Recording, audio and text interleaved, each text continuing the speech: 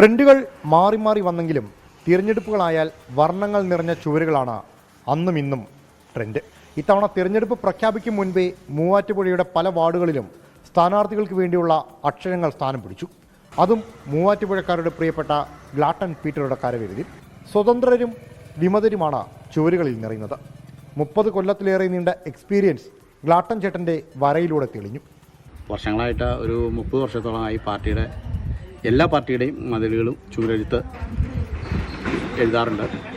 പ്രത്യേകിച്ച് അങ്ങനെ ഇന്ന പാർട്ടികളോ എന്നൊന്നുമില്ല. കന്യാകുമാരിയും അതിൽ കാസർഗോഡ് വരെയുള്ള ജോഡോ യാത്ര, അതിൽ എനിക്ക് ചുമരെഴുതാനുള്ള അവസരം കിട്ടി. കേരളത്തിലെ മിക്ക സ്ഥലക്കാരും വിളിച്ചു കഴിഞ്ഞാൽ ഞങ്ങൾ അവിടെ ഓടിയെത്താറുണ്ട്. മൂവാറ്റുപുഴ നഗരസഭയുടെ 22ാം വാർഡിലാണ് ആദ്യത്തെ ചുവരെഴുത്ത് പ്രത്യക്ഷപ്പെട്ടത്.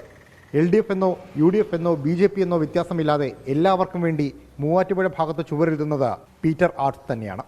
അതുകൊണ്ട് തന്നെ സ്ഥാനാർത്ഥികളെക്കുറിച്ചും സാഹചര്യങ്ങളെക്കുറിച്ചും ഇവർക്ക് നന്നായി അറിയാം.